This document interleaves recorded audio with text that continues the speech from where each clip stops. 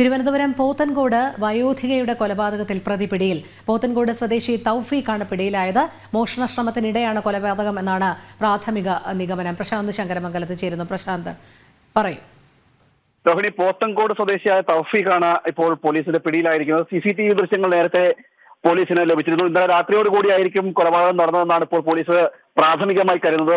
മോഷണം നടത്തുന്നതിനിടയിൽ പ്രതി കൊല ചെയ്തതായിരിക്കാമെന്നാണ് ഇപ്പോൾ പോലീസിന്റെ ഒരു നിഗമനം എന്ന് പറയുന്നത്. പോലീസ് ഏതായാലും പ്രതിയെ കസ്റ്റഡിയിലെടുത്ത് ചോദ്യം ചെയ്തു വരികയാണ്.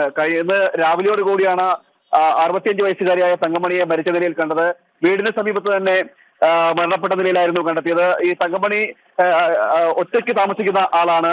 സഹോദരങ്ങൾ സമീപത്തായിട്ട് താമസിക്കുന്നുണ്ട്. എന്തായാലും അതിൽ ഒരു സഹോദരിയാണ് മരിച്ച നിലയിൽ കണ്ടെത്തിയത്.